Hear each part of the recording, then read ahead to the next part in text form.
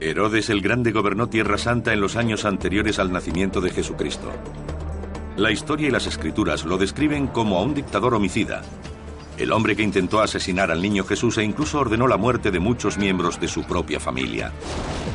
Pero la mala reputación de Herodes ha eclipsado su vida como constructor visionario.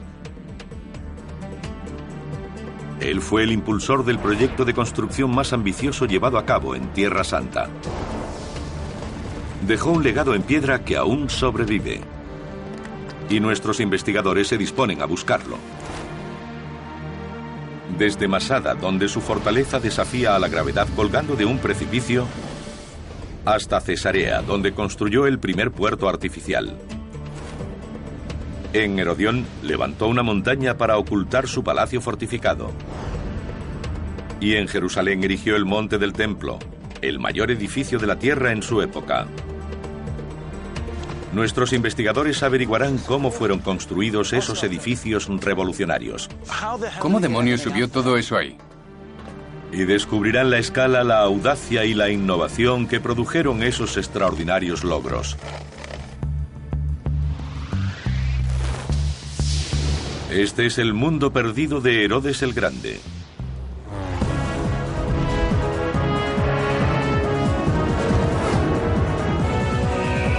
Mundos perdidos, Herodes el Grande. Este desierto es el lugar más desolado de Israel, seco y abrasado por el sol. Hace 2000 años, en el 37 a.C., cuando esta tierra se llamaba Judea, el recién coronado rey Herodes viajó hasta aquí. A orillas del Mar Muerto, en un lugar llamado Masada, decidió construir su fortaleza.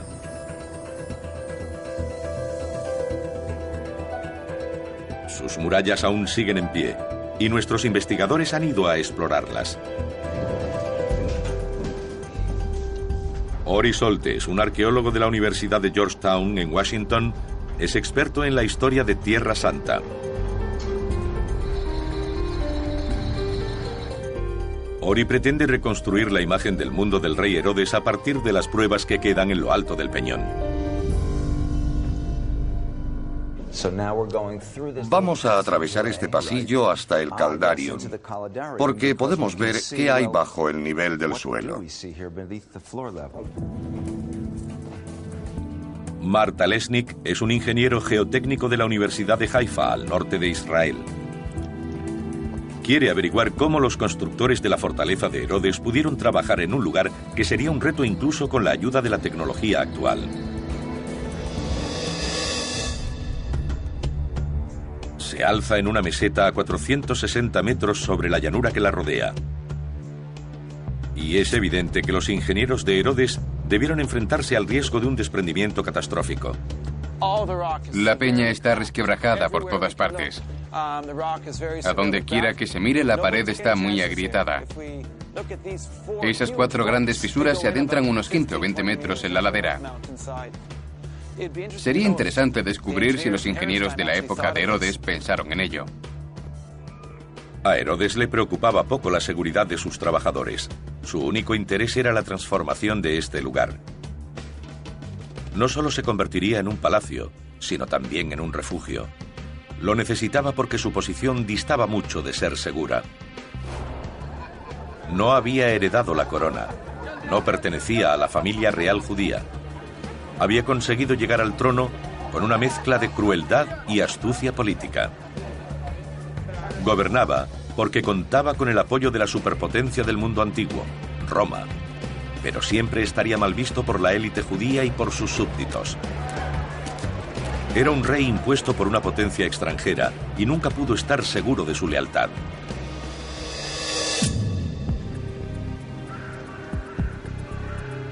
Por tanto, Masada era vital para él, un lugar donde retirarse ante disturbios o un intento de derrocarlo. Masada es un lugar sin agua, sin sombra, sin comida ni combustible.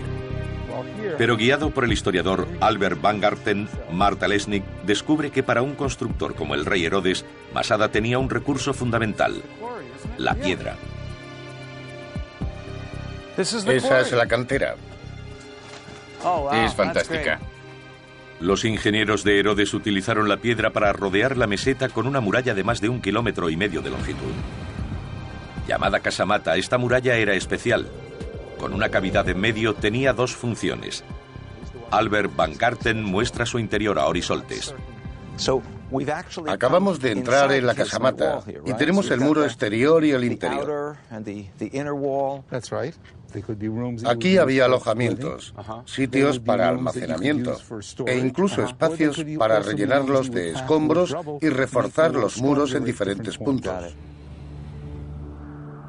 Las murallas de la casamata eran lo bastante grandes para alojar a las tropas que Herodes había estacionado aquí.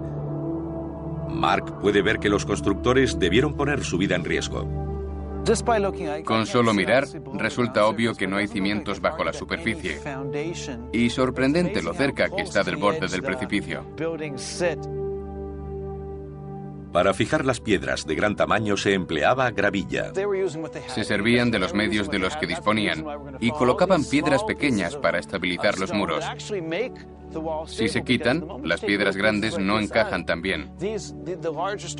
Si tuviésemos que colocar esas piedras, tendrían que amenazarnos o pagarnos mucho dinero. Sí. Herodes infundía temor a quienes lo rodeaban. Disfrutaba demostrando su dominio sobre la naturaleza. Si hacía calor, él exigía frío. Y aquí, en medio del desierto, en la zona norte de la meseta, ordenó la construcción de un lujoso complejo de termas.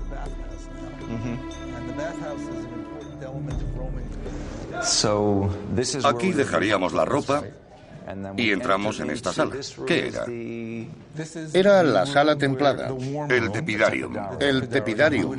Pasaríamos por ahí. La sala fría para empezar por aquí. Las termas se convirtieron en una característica de todos los palacios de Herodes, demostrando su estatus y riqueza. Aún se pueden ver restos de la decoración de los muros. Vamos a atravesar este pasillo hasta el Caldarium, porque podemos ver qué hay bajo el nivel del suelo. Lo que vemos es el sistema de calefacción de la parte más cálida de las termas. Un horno calentaba aire que circulaba bajo el suelo y a través de las paredes. El sistema caldeaba la sala y la temperatura era fácilmente controlable. Es brillante. Están las piedras, después el material que fija los ladrillos, luego los ladrillos, encima más yeso, sobre el que están las pinturas. Así que la pared tiene una serie de capas. Se trata de un edificio muy bien construido y con mucho detalle. Eso plantea otra pregunta. Sí. Aquí había calor, agua caliente y fuego. ¿De dónde traían la leña para hacer el fuego? La traían de donde fuera necesario para poder calentar el agua de los baños. De nuevo, el dinero no era problema. Herodes traía la madera de donde hiciera falta. La esclavitud también resolvía otro problema: el agua. Se cavaron canales para recoger el agua de lluvia. Los canales se trazaron para llevar el agua en una dirección determinada. ¿Herodes hizo los canales? Aún hay vegetación en ellos, lo que sugiere que sigue habiendo humedad ahí abajo. Sigue habiendo humedad. En los meses de invierno, el agua de lluvia de 2 albercas al oeste de Masada era canalizada hasta unas cisternas con una capacidad de 40.000 metros cúbicos. Desde allí los esclavos transportaban el agua a pie hasta la cima de la montaña.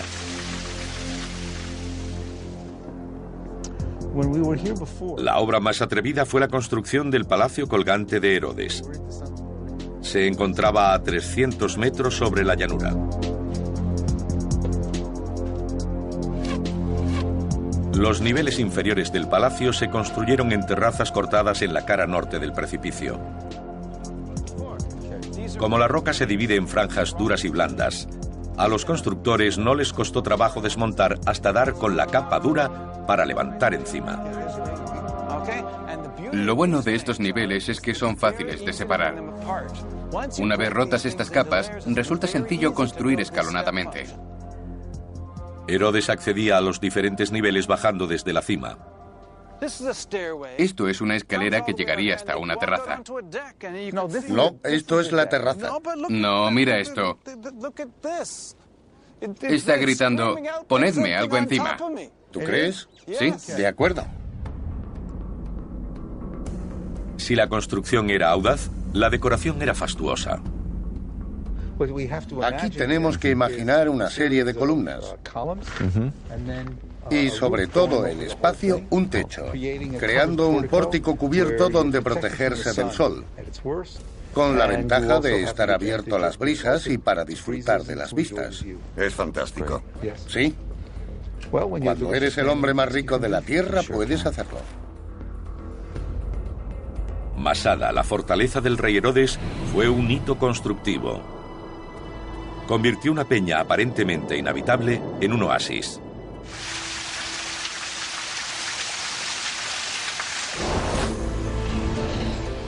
Además de su magnífico palacio colgante, Herodes contaba con unas termas tan sofisticadas como cualquiera de Roma. Y consiguió todo eso en medio de un desierto.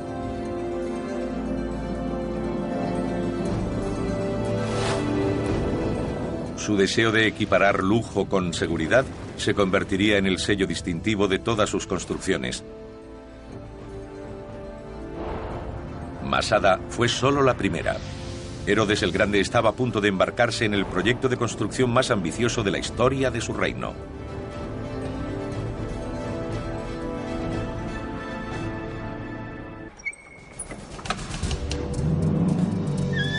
Herodes el Grande gobernó Tierra Santa como un dictador. Reinó mediante el miedo y vivió con miedo de ser asesinado, traicionado y atacado. Herodes no confiaba en nadie y prefirió poner su fe en los ladrillos y la argamasa. Nuestros investigadores ya han visto la magnitud del reducto defensivo que levantó sobre la meseta de Masada, algo que repetiría en todo el reino. Construyó nada menos que 11 fortalezas.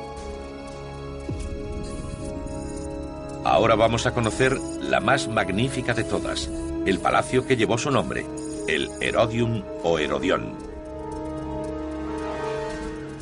Herodes empezó a construirlo al comienzo de su reinado y las obras durarían 3 décadas. A primera vista, el sitio parece un volcán. Pero las apariencias engañan. Orisoltes se dispone a explorar los extraordinarios secretos del monte. Su guía es el experto local Marty Freelander. A medida que ascienden, no hay rastro de fortificación alguna. Pero, cuando llegan a la cumbre, a 140 metros sobre el nivel del mar, ven que el monte esconde un vasto palacio. Vaya, esto es impresionante. Formidable. El Herodión tiene casi 200 metros de diámetro. Nos encontramos esta enorme edificación circular. ¿Se construyó en la cima o cómo fue?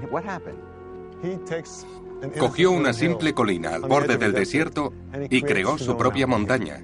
Vaya. El ingeniero Marta Lesnick es especialista en proyectos con grandes movimientos de tierra. Intenta comprender lo que hizo Herodes aquí. He venido para averiguar cómo se construyó esto.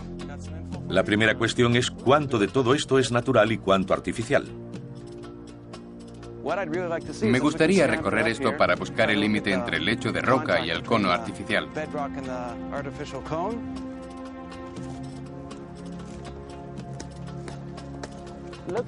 Me parece que está justo aquí, en esta terraza. Aquí fue donde los ingenieros empezaron a construir la montaña. Comenzaron aquí y levantaron eso. Vamos allá. Pero, ¿cómo lo hicieron? ¿Cómo logró esta montaña de una colina? Lo primero que hizo fue trasladar las piedras de esa cercana.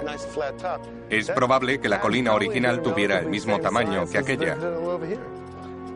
Cogió las piedras de esa colina y las fue amontonando en la cima de esta. La fuerza impulsora de este proyecto era el ego de Herodes. Quería que su palacio fuera lo más alto e imponente del desierto. Veamos si podemos escalar hasta la cima. Esta pendiente tan empinada tenía una práctica finalidad defensiva.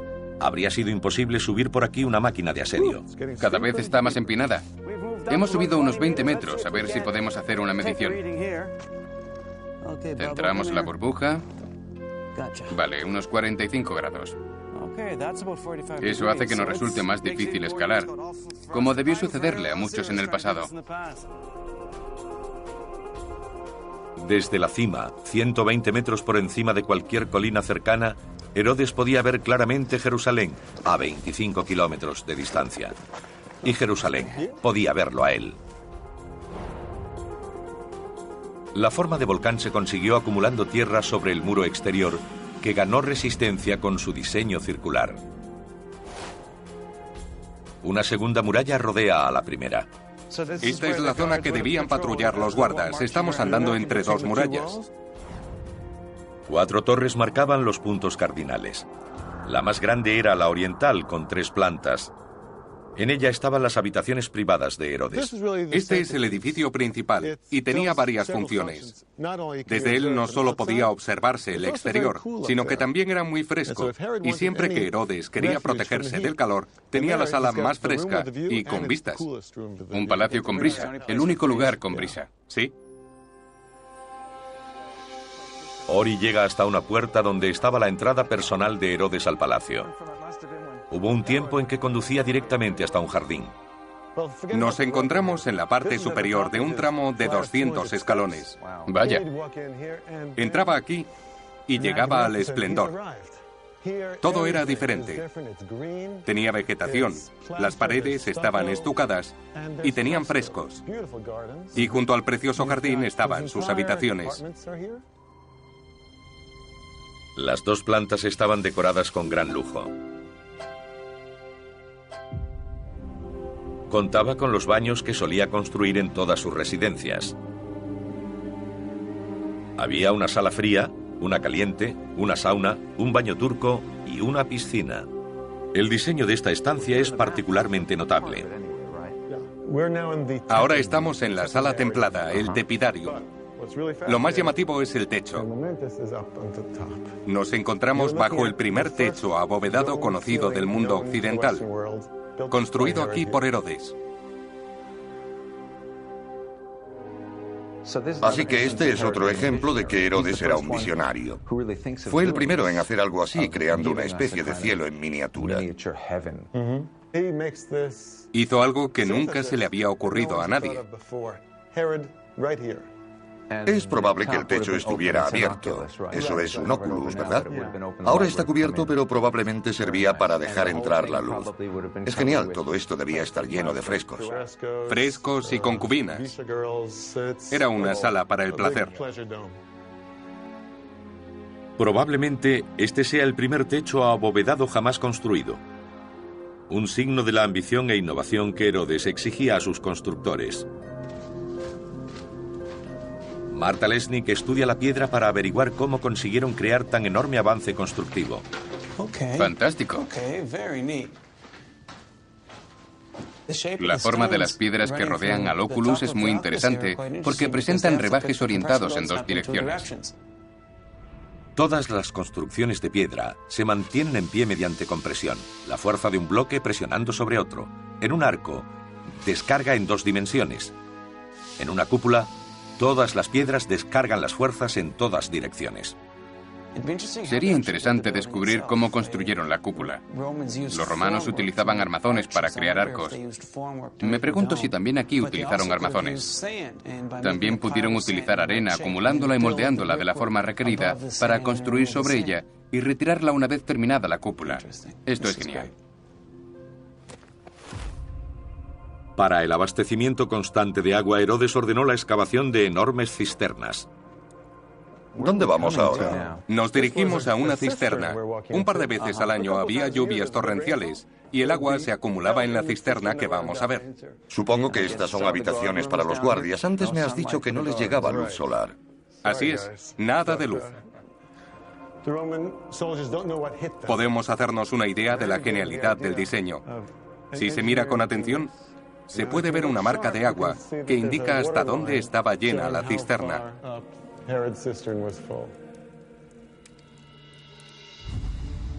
El Herodión debía demostrar el dominio de Herodes sobre el desierto. En su base, 160.000 metros cuadrados de tierra árida fueron convertidos en un palacio independiente para el placer, con exuberantes jardines. Una enorme piscina abastecida por su propio acueducto era la pieza central. Todo esto estaba rodeado de jardines suntuosos e impresionantes. Recuerda que estamos en pleno desierto y creó un clima templado en medio del trópico. Mayor que 2 piscinas olímpicas, se dice que en ella navegaban pequeños barcos. Esta construcción en el desierto, mitad oasis, mitad fortaleza, demuestra claramente la visión que Herodes tenía del mundo. Era un visionario. Tenía riqueza y poder más allá de lo imaginable, y necesitaba demostrarlo más que cualquier otra cosa. Dominaría a la naturaleza, al desierto y a su reino. Pero su ambición no terminaba ahí.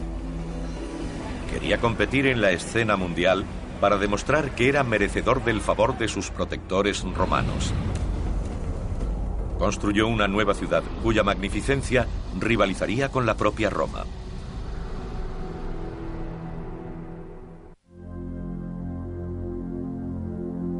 Todos los grandes logros de Herodes han sido eclipsados por su reputación de dictador despiadado.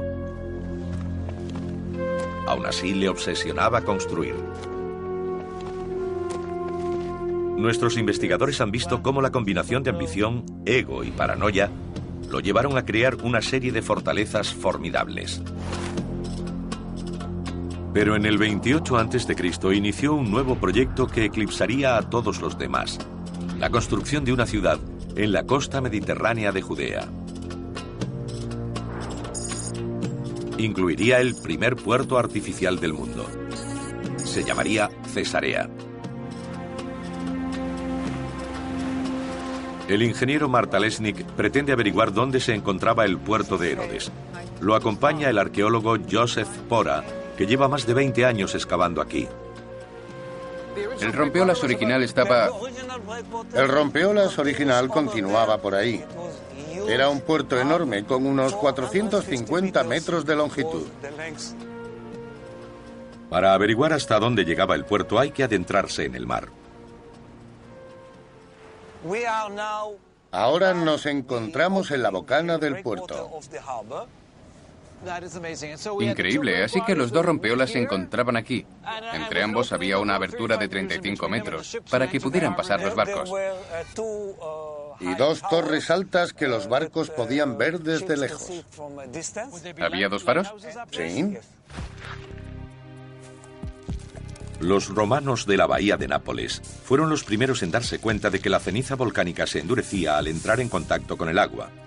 Conocida como puzzolana, se convertiría en el primer cemento subacuático y permitiría a Herodes hacer realidad su visión de Cesarea. Los arqueólogos han descubierto los restos de armazones de madera que se construyeron bajo el agua y luego se rellenaron de piedras y ese cemento. Estás diciendo que construyeron un cajón hidráulico en el mar. Sí. Así que tenían vigas de madera que flotaban. Eso es. Las llenaban parcialmente, Sí. con piedras y cemento. Y las iban hundiendo en su sitio una tras otra. Sí. Fue una obra pionera de ingeniería. El primer puerto enteramente artificial. Pero nadie previó la acción del mar contra el muro.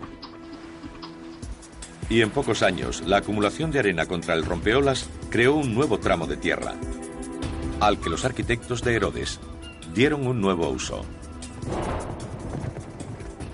Construyeron un hipódromo para las carreras de carros.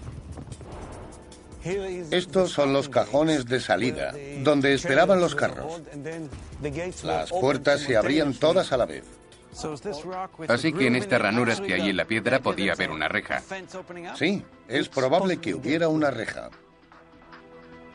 Desde la salida, cada carro cubría la misma distancia hasta la espina central.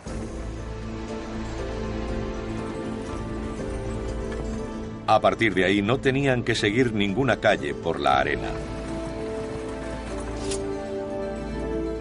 Las gradas tenían capacidad para 8.000 espectadores.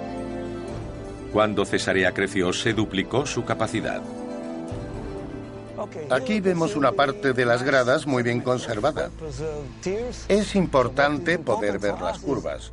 Siempre hay accidentes. Así que la gente se sentaba aquí para ver los accidentes. Sí, les gustaban. ¿Disfrutaban con los accidentes? ¿Y corrían sobre la arena? Sí, de ahí su nombre. No lo sabía.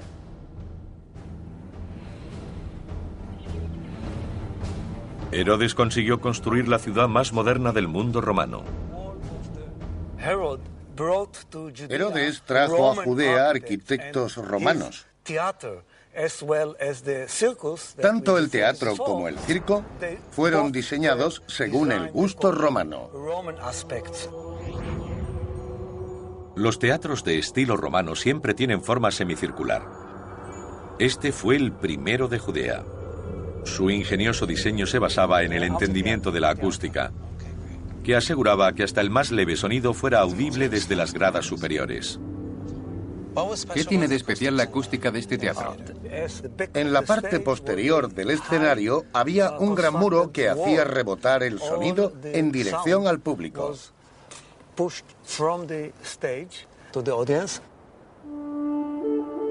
Las voces se oían en todas partes. Menuda vista. Los mejores asientos del teatro. Buen sitio para ver el atardecer.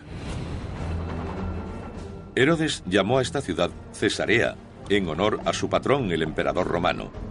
El proyecto tenía como objetivo halagarlo, y funcionó. Al construir una ciudad romana en tierra judía, Herodes corría el riesgo de enfurecer a sus súbditos. Para mantener su lealtad debía tenerlos contentos, y de nuevo lo hizo edificando. Reconstruyó la ciudad de Jerusalén. El resultado sería uno de los mayores logros de la historia.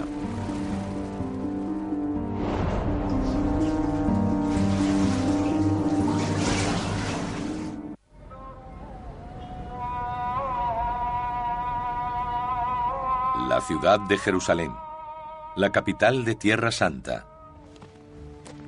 La búsqueda de nuestros investigadores del mundo perdido del rey Herodes el Grande los lleva al lugar donde causaría mayor impacto.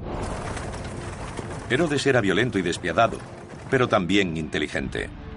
Sabía que si mantenía contentos a sus súbditos, le sería más fácil gobernarlos. Les dio comida, diversión y, lo más importante, agua. Los judíos fueron de los primeros pueblos en valorar la limpieza y la higiene en su observancia religiosa y en la vida cotidiana. Así que Herodes los contentó reconstruyendo y ampliando el mayor baño público de Jerusalén. Era conocido como la piscina de Siloé. Ayudado por Eyal Meiron, Marta Lesnick se dirige a la zona de Jerusalén conocida como la ciudad de David. Quiere descubrir el aspecto que tenía la piscina en la época de Herodes. A pesar de ser conocida por su mención en la Biblia, fue descubierta hace poco tiempo. ¿Podrías decirme para qué se utilizaba la piscina? Básicamente, la primera necesidad de agua es para beber y además para llevar a cabo baños rituales. Cada año más de 150.000 peregrinos venían a visitar el monte del templo. Cada uno de ellos necesitaba llevar a cabo un ritual de limpieza. Para poder hacernos una idea de lo grande que era, aquí se puede ver una esquina y allí está la opuesta, donde está ese grupo.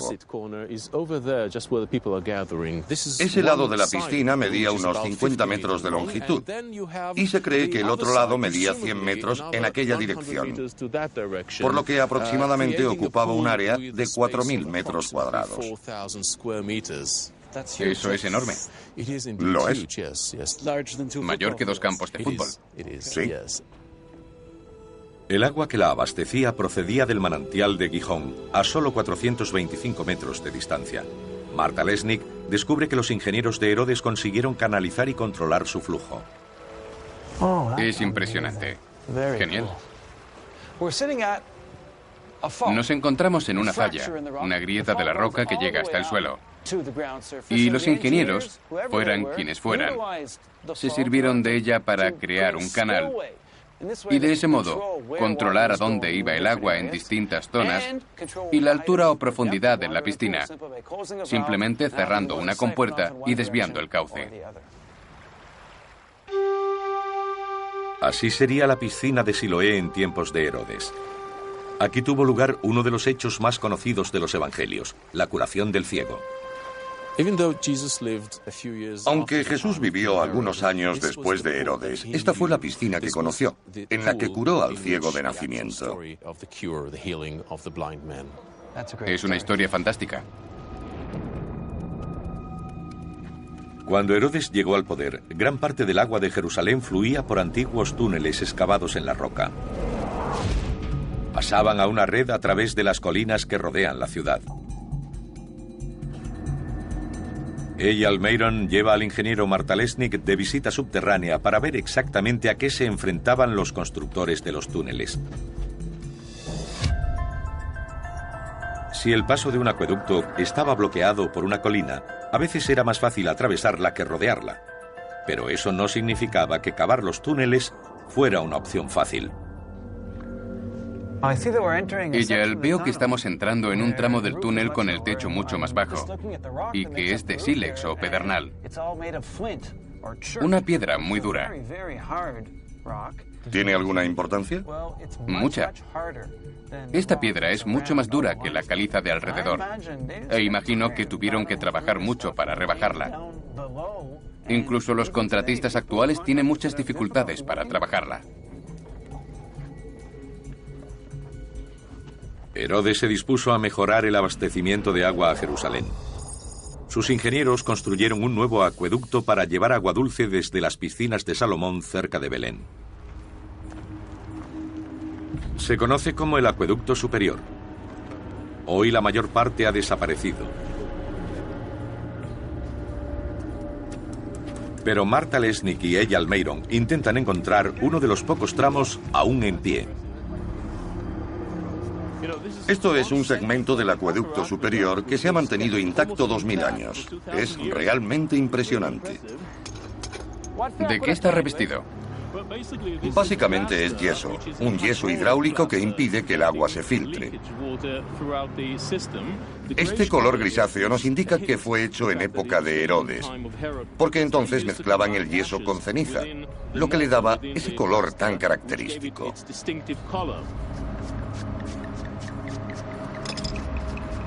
Siempre he querido ser trabajador municipal. La pendiente de un acueducto romano podía ser mínima.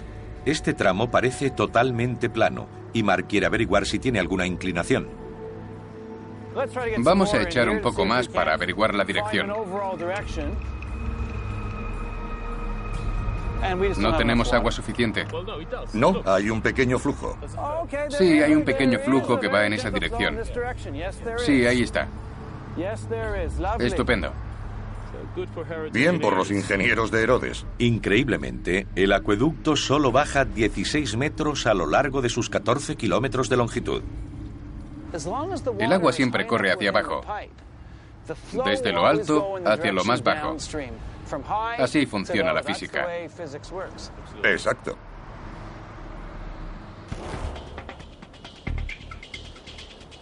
El acueducto mejor conservado de Israel fue construido para abastecer a Cesarea. El arqueólogo Joseph Pora lleva a Martalesnik hasta su nacimiento, los manantiales del Monte Carmelo, a unos 8 kilómetros de distancia. ¿A qué altura estamos? A unos 50 metros. ¿50 metros sobre el nivel del mar? Sí, el nacimiento está por ahí. Aquí puedes ver el agua correr. Desde aquí el agua era conducida a través de canales cubiertos. Mira la parte original.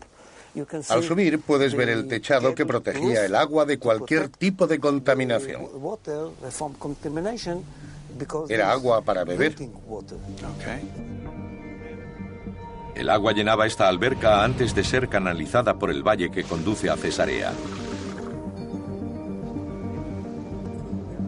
En sus últimos 8 kilómetros, un acueducto llevaba el agua a lo largo de la costa hasta la ciudad.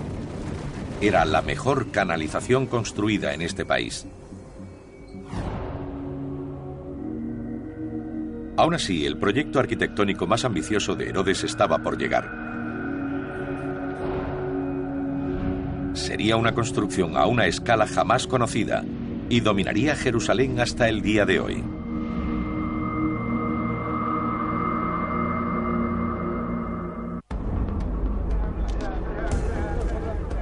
Nuestros investigadores están descubriendo el legado del rey Herodes el Grande. Una serie de construcciones monumentales repartidas por Judea en sus 33 años de reinado. Durante ese tiempo, Herodes se esforzó por complacer a sus señores, los grandes hombres de Roma que le habían dado su corona. Por su parte, sus súbditos no lo apoyaban. Era un rey impuesto por una potencia extranjera. Así que Herodes tuvo que ganarse a su pueblo, y lo hizo dándole el mayor regalo imaginable. Reconstruiría el templo, el lugar que los judíos tenían por el más sagrado de la tierra. Oris Holtes y el historiador Ken Spiro han venido al lugar donde se alzó el templo de Herodes.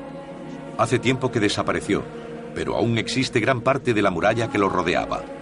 Esta parte es conocida como el Muro de las Lamentaciones. Es un muro de contención que construyó Herodes y que para el pueblo judío, a través de los siglos, es como si hubiera formado parte del mismo templo, ¿verdad? Así es, una gran ironía. Herodes, cuya relación con su pueblo era tan ambivalente y a menudo muy hostil, construyó el lugar considerado más sagrado del mundo para los judíos. Resulta bastante interesante. Aquí podemos ver solo un fragmento de lo que construyó. Para hacernos una idea de la verdadera escala del monte del templo, Marta Lesnick cruza el valle hasta el Monte de los Olivos. Solo desde aquí es posible entender el despropósito que se intentó. Vale. Bonita vista. Hoy una mezquita de cúpula dorada marca el lugar en el que se alzaba el templo. Desde aquí tenemos una vista preciosa del gran desafío al que se enfrentaba Herodes: construir una gran plataforma sobre ese monte. Así que decidió hacerlo de un modo sin precedentes en el mundo antiguo. Construyó un gran muro alrededor de la parte superior de la colina que le permitiera preparar la superficie inferior. ¿Se conocen las dimensiones? Algo menos de 500 por 300 metros. Cuando Herodes la terminó, era la mayor plataforma del planeta hecha por el hombre. Ahí cabían 24 campos de fútbol. Herodes tuvo que reformar y ampliar la plataforma del monte del templo. Y para mantener la colosal masa de tierra, cercó la zona con un gran muro. Marta Lesnick se dirige a la esquina sudeste para ver exactamente cómo se construyó.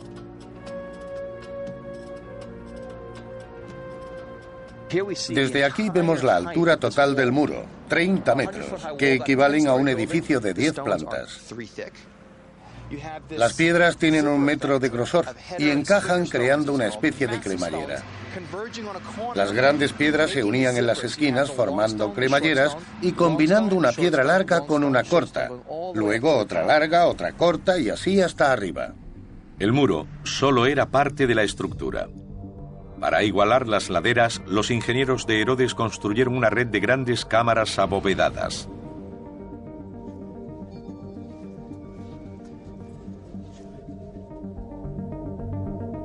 Marta Lesnick y Ken Spiro siguen un túnel bajo el Muro de las Lamentaciones.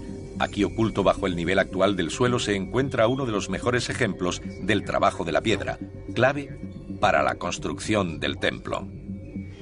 Estas piedras están en perfecto estado, casi como cuando fueron colocadas aquí.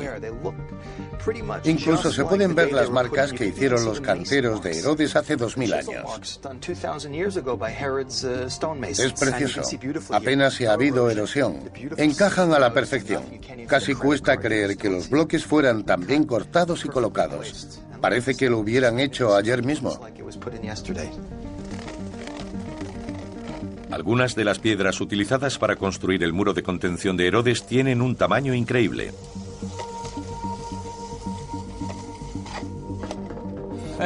Tenemos 13 metros con 51 centímetros. Es una piedra muy larga. Vamos a medir la altura del bloque. 3 metros con 43. Y además tiene unos 5 metros de grosor. Vamos a hacer números. Digamos que la densidad de la piedra caliza es de 2,4 toneladas por metro cúbico. Así que tenemos una piedra de más de 550 toneladas. Es gigantesca. Menuda pieza. Además de construir el templo, Herodes se propuso ampliar la ciudad. Añadió una segunda muralla y se construyó un palacio lejos del barrio judío.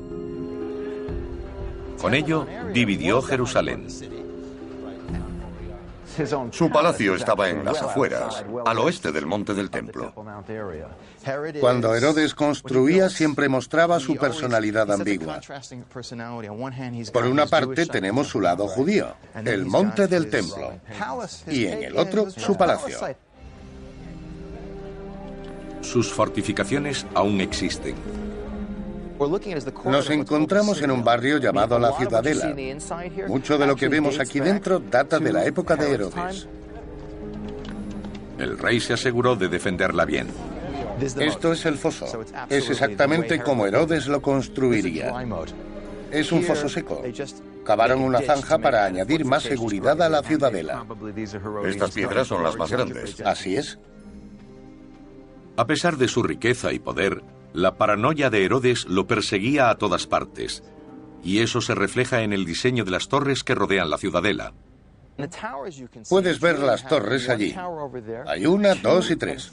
Es interesante destacar que las 2 torres más altas están orientadas hacia la ciudad, cuando cabría pensar lo contrario. A la gente le gusta decir que a Herodes le preocupaban más sus súbditos judíos que los romanos. Y probablemente sea verdad. Siempre tuvo más miedo de los judíos.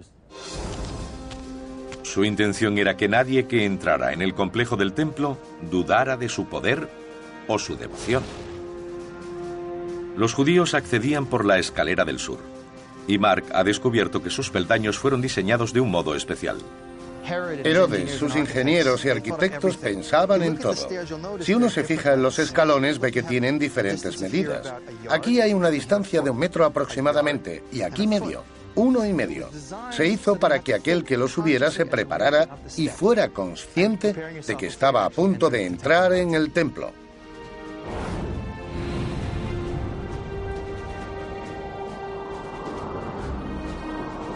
El rey Salomón había construido el primer templo y Herodes se propuso eclipsarlo.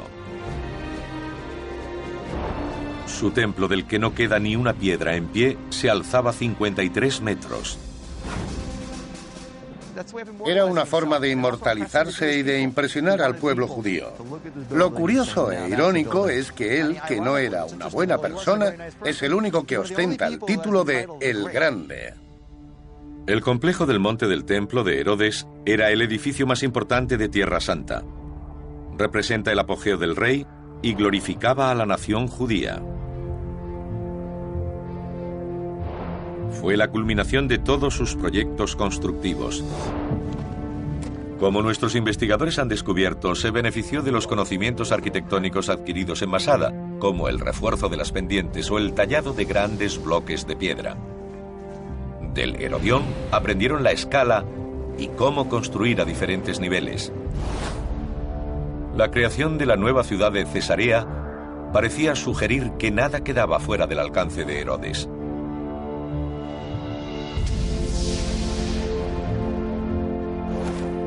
Y el monte del templo fue la prueba definitiva. El rey Herodes siempre será recordado como un malvado, despiadado, obstinado e impulsado por su ego. Aún así, fue este hombre y sus características las que dieron lugar a algunos de los logros constructivos más extraordinarios de la historia. En la primavera de 2007, unos arqueólogos que excavaban en el antiguo Herodión descubrieron una tumba lujosamente decorada. A pesar de que no tiene inscripción del nombre de la persona para la que fue construida, su riqueza y localización llevan a pensar que se trata de la última morada de Herodes el Grande. Aún continúan las investigaciones, pero si están en lo cierto, han encontrado la tumba del mayor constructor del mundo antiguo.